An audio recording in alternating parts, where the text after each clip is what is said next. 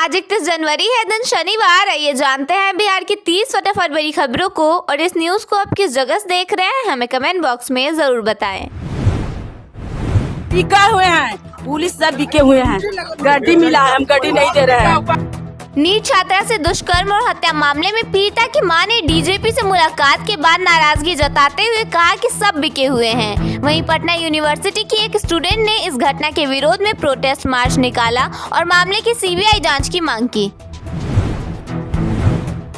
पटना के फतवा थाना क्षेत्र के रसलपुर गांव में 2 इंच जमीन को लेकर हुए विवाद में 2 लोगों की हत्या कर दी गई। इस दौरान बचाने आई 50 वर्षीय महिला राजमंत्री देवी को उनके भतीजे ने गोली मारकर मौत के घाट उतार दिया। महात्मा गांधी की पुण्यतिथि पर आयोजित कार्यक्रम में मुख्यमंत्री नीतीश कुमार राज्यपाल के कंधे पर हाथ रखे नजर आए। सलामी के दौरान मुख्यमंत्री हाथ जोड़कर खड़े रहे और पुष्प अर्पित कर श्रद्धांजलि दी। पार्टी में टूट की अटकलों के बीच उपेंद्र कुशवाहा ने आलोक सिंह को आरएलएम का नया प्रदेश अध्यक्ष नियुक्त किया। इसके साथ ही 2 कार्यकारी अध्यक्ष बनाए गए और हिमांशु पटेल को महासचिव की जिम्मेदारी सौंपी गई। मुजफ्फरपुर में तेज रफ्तार कार नहर में गिर गई, जिसे बिजली विभाग के जेई सनी कुमार समेत एक कर्मचारी की मौत हो गई। बताया गया कि सनी कुमार की शादी अगले महीने होने वाली थी। झारखंड के जमशेदपुर में बिहार के 3 अपराधियों का पुलिस ने एनकाउंटर कर दिया। पुलिस ने दौड़ाकर गोली मारी और बताया गया कि तीनों कैरब गांधी अपहरण कांड में शामिल थे। गया जी की फायरिंग रेंज में ब्लास्ट होने से एक नाबालिग की मौत हो गई, जबकि एक अन्य घायल का अस्पताल में इलाज चल रहा है। हादसा कबाड़ चुनने के दौरान हुआ। पटना में मेदांता अस्पताल के एक डॉक्टर के घर डकैती की घटना हुई। बदमाशों ने परिवार को बंधक बनाकर गहने और नकदी समेत करीब 5 लाख रुपए लूट लिए और विरोध करने पर मारपीट भी की गई।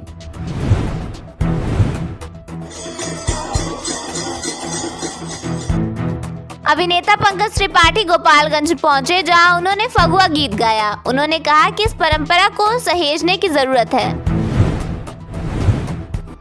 दरभंगा में ट्यूशन पढ़कर लौट रही एक छात्रा को किडनैप किया गया और झोपड़ी में उसके साथ दुष्कर्म हुआ। यह वारदात उसके घर से महज 100 मीटर की दूरी पर हुई। दरभंगा में 1 लाख रुपए के लिए एक विवाहिता की हत्या कर दी गई। बदमाशों ने उसके हाथ पैर बांधकर शव को नदी में फेंक दिया, जिसे बाद में बरामद किया गया और केस दर्ज किया गया। विजय सिन्हा की जनता दरबार में पूर्व कांग्रेस विधायक प्रतिमा दास पहुंची और अपने रिश्तेदार पर जमीन कब्जा करने का आरोप लगाया। उन्होंने न्याय दिलाने की मांग भी की। मौसम विभाग ने बिहार के 12 जिलों में घने कोहरे का येलो अलर्ट जारी किया है, जिसकी वजह से सुबह के वक्त विजिबिलिटी कम रहेगी। न्यूनतम तापमान 8 से 14 डिग्री सेल्सियस के बीच रहेगा। बिहार में किसानों की डिजिटल पहचान बने, इसके लिए फार्मर रजिस्ट्री कराई जा रही है। राज्य में फिर मिशन मोड में 2 फरवरी से 6 फरवरी तक फार्मर रजिस्ट्री होगी। ज्यादा से ज्यादा किसानों को इस सिस्टम से जोड़ा जाएगा। मुख्य सचिव प्रत्यय अमृत की तरफ से यह आदेश दिया गया है। इस बार खास बात यह है कि जिलों के लिए इनाम भी घोषित किए गए हैं। अगर कोई जिला 50% रजिस्ट्री पूरा करेगा तो उसे 15 लाख रुपए तक का इनाम दिया जाएगा। होली के मौके पर दूसरे राज्यों से बिहार लौटने वालों के लिए खुशखबरी है। दिल्ली, यूपी, बंगाल, झारखंड समेत 10 राज्यों से बिहार के लिए स्पेशल बसें चलाई जाएंगी। इन बसों को 23 फरवरी से चलाने की योजना है। 200 बसों में से 50 एसी बसें होंगी। इस फैसले से लोगों को बड़ी राहत मिलने की संभावना जताई जा रही है। बसों के लिए टिकट बुकिंग लोग 6 फरवरी से कर सकेंगे।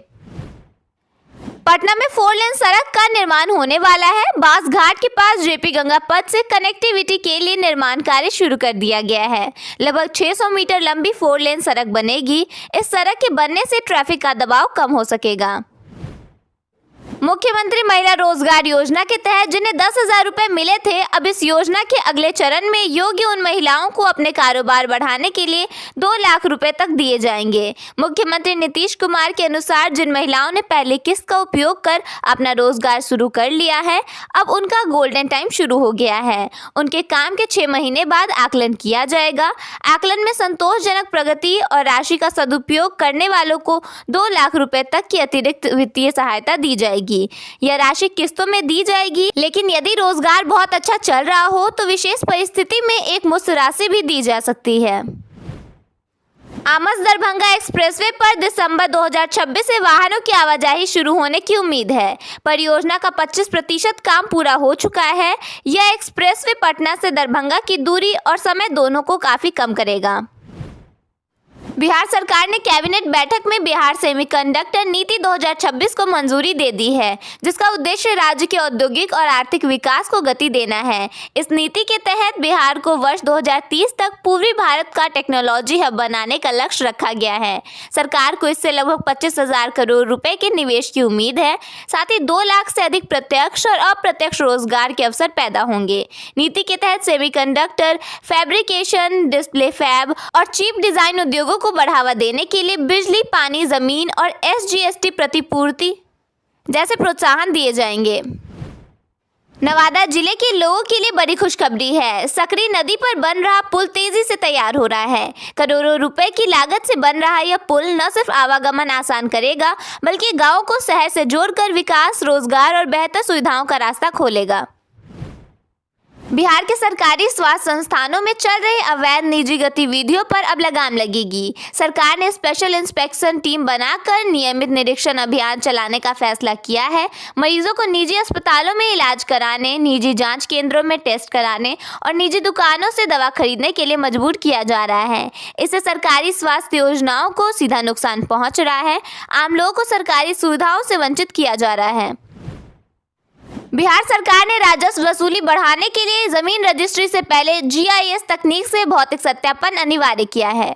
मद्य निषेध, उत्पाद एवं निबंधन विभाग ने यह निर्देश जारी किया है। इसका उद्देश्य जमीन और संरचना की गलत जानकारी से होने वाले राजस्व नुकसान को रोकना है। निबंधन अधिकारी शहरी क्षेत्रों में स्वयं निरीक्षण करेंगे, जबकि अन्य क्षेत्रों में लिपिकों को अधिकृत किया जाएगा। अब नेक और सच्ची प्रतिलिपियां भी ऑनलाइन मिलेंगी। पटना के शंभू गर्ल्स हॉस्टल में रहकर नीट की तैयारी कर रही छात्रा की मौत मामले में आज पूर्णिया के सांसद पप्पू यादव ने जमकर भड़ास निकाली। उन्होंने हॉस्टल को लेकर एक्ट लाने की मांग की। साथ ही नेताओं और मंत्रियों को लेकर उन्होंने कहा कि मेरे पास कई मंत्री नेता की खबर है, एक दिन सबकी पोल खोलूंगा। पप्पू यादव ने आगे कहा कि सरकार ने कहा कि महिलाओं को महिला रोजगार योजना के तहत 2 लाख रुपए का लोन देंगे। मेरा सवाल है कि जब बेटी बचेगी नहीं, जब तक उसका चीरहरण होता रहेगा, हम अपनी बेटी को नेताओं के घर परोसते रहेंगे, तो हम 2 लाख रुपए का कर्ज किसको देंगे। बिहार के डिप्टी CM विजय कुमार सिन्हा ने एक बार फिर जमीन माफियाओं को हड़का दिया है। उन्होंने मीडिया से बातचीत करते हुए कहा, मैं कफन बांध कर निकला हूं, जमीन माफियाओं और पदाधिकारियों को गलत करने नहीं दूंगा।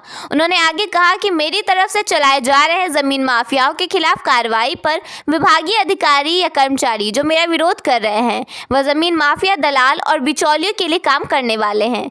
जनता के लिए जो विभागीय कर्मी काम करना चाहते हैं, वह मेरे इस प्रयास का विरोध नहीं करेंगे। भागलपुर नगर निगम ने अपनी योजना शाखा को ऑनलाइन कर दिया है, जिससे सभी योजनाओं की जानकारी एक मोबाइल ऐप पर उपलब्ध होगी। भागलपुर स्मार्ट सिटी लिमिटेड द्वारा विकसित यह ऐप निविदा, कार्य अवधि, भुगतान और जांच रिपोर्ट जैसे विवरण प्रदान करेगा। इससे कार्यों में पारदर्शिता बढ़ेगी और योजनाओं की प्रभावी निगरानी संभव हो सकेगी।